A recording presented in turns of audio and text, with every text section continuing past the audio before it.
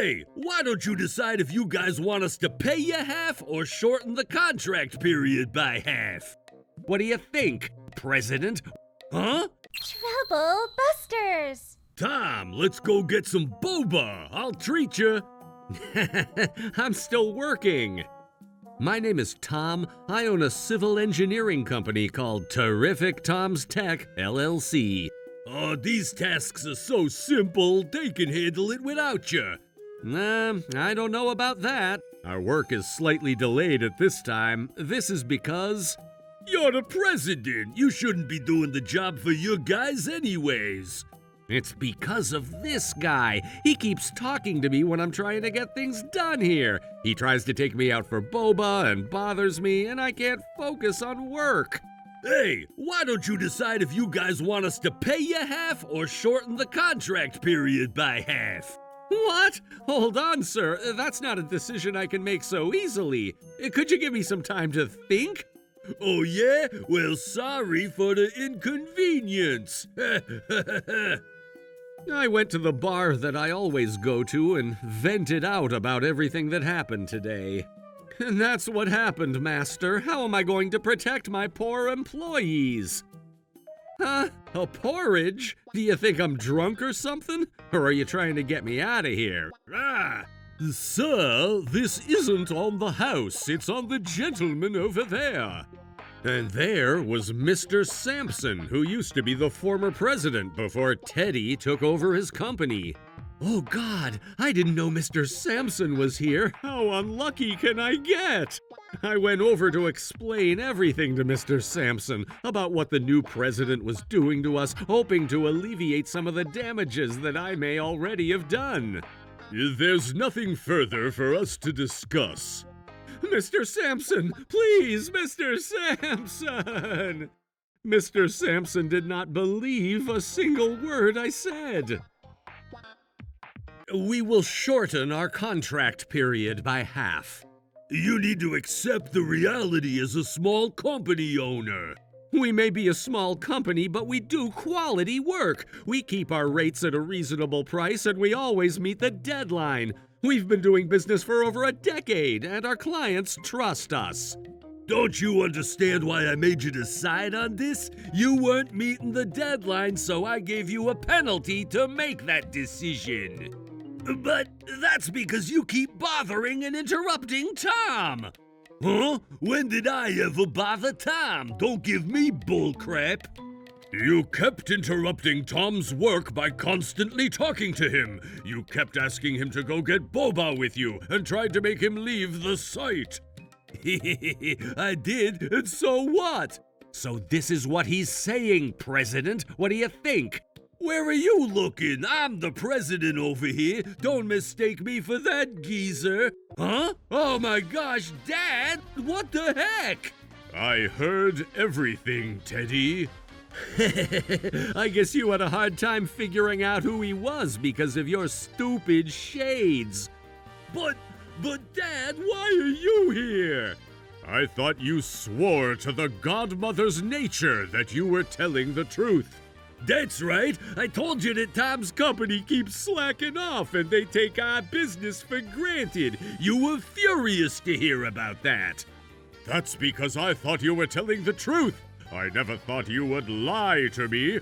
Besides, I didn't really see what purpose you would have for lying like this. Oh, God! But I see how this is now. After listening to everything, I realize now what kind of person you are. You are such a shame. Well, I have to admit that Tom does look like the type of person who might slack off. Yeah, like a slack-off face. Hey, I can hear you guys. Tom asked Mr. Sampson what he thinks. Teddy clearly said that he's the president. Yup, and he called Mr. Sampson a geezer. Since when have you become the president? Well, I am going to be the president at some point in the future, so it's pretty much the same thing. I don't think it's the same thing at all. Oh, shut up. You don't know anything. Mr. Sampson told me on our way here, he said that you're not the president yet and there's no concrete decision about it just yet. He also said he's gonna keep an eye on how you do and decide whether you're fit to take over the business or not. I know I've been tough on you, but that was because I thought you would be capable to eventually handle my business on your own as the new president. I guess I was wrong. You're not being productive at all. I am being productive. Dad, you're misunderstanding everything. That's right. All this time I've been misunderstanding. You can get a little sassy sometimes, but I thought it could be a double-edged sword. It can be helpful when you're a leader of a large company. If your strengths go beyond your weaknesses, that's all that would have mattered. I was waiting for you to realize the responsibilities you have as the potential next president, but I guess not. Dad, look, it's not like I do something like this to our business partners all the time. But you did to us. I'm a victim here. That's because you're special in bad ways. What bad ways? What did we ever do to you? We're always working hard. That's exactly the reason why I don't like you. Your employees seem to enjoy working with you, and other companies trust you.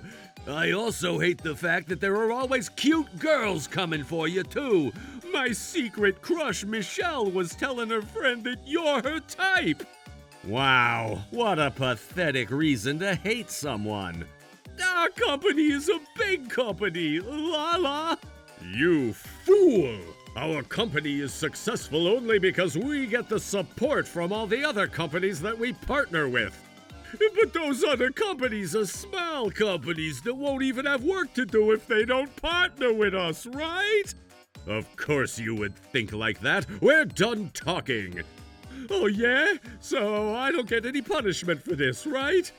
Of course not. I'm suspending you and you're not allowed to go near the sites. Oh yeah? Are you sure about that? I'm your successor. You may have been, but I'm changing my mind. What do you mean by that?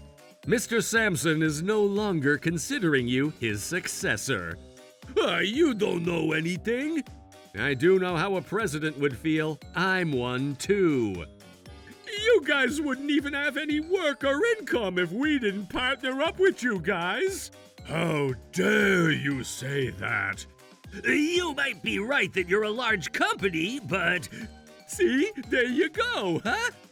My salesmen are actually good at what they do. We've been establishing our own connections, too. Uh-huh? What? Dad, did you know about this? Why wouldn't I? Terrific Tom's is our partner company. This is where your carelessness gets to you, son. It's a shame. As your father, I've always wanted you to be my successor. Wait, hold on. Are you trying to tell me that... You are no longer my successor. Oh, God! I'm so terribly, miserably sorry. Dad! Tom! It's already too late. I was in the wrong. I apologize, so please forgive me. Teddy suddenly changed his behavior and started begging us for our forgiveness. Doesn't he realize that it's already too late to be sorry? Please forgive me, please. Mr. Sampson, don't worry about us if you would like to forget and forgive. Oh, Tom. Just what happened has already happened, so we'd appreciate if you can keep Teddy away from us. I guess that sounds very fair and reasonable. That bastard! Are you willing to correct your mistakes no matter what it takes? Yes, sir. I will never let you down ever again. Please give me another chance, please. Don't ever forget what you just said, then. Oh, thank you so much. So that was why I decided to give the one and only chance to Teddy, for Mr. Sampson's sake. Teddy was demoted from his position and his salary was deducted. Mr. Sampson assigned him to work as a sales rep and to get at least one new contract within the next month. However... Hey, Tom, come on in! Hey, first go ahead and take this money.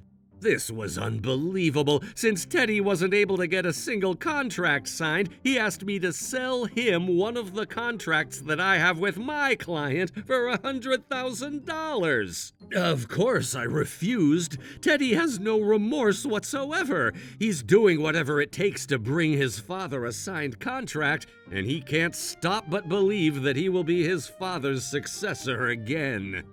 You're gonna regret this, you bastard! Gosh, no one ever takes me seriously. You better remember this, Tom.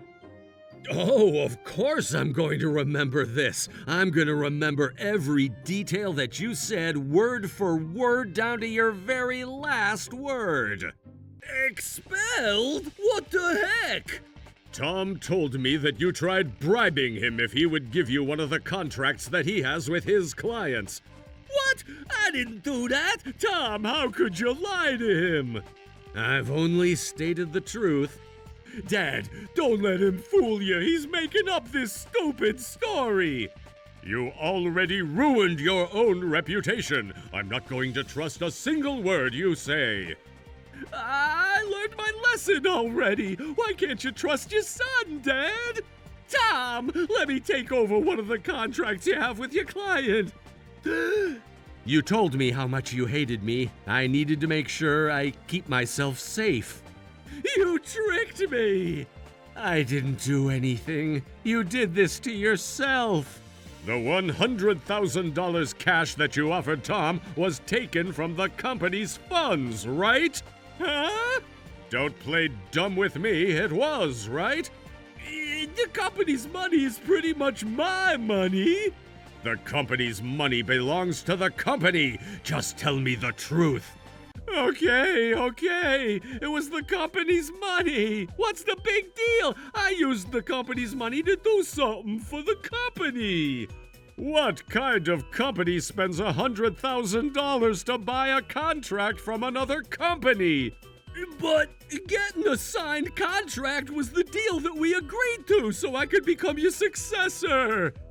This is absolutely unacceptable, and I can't believe you thought I would buy this nonsense.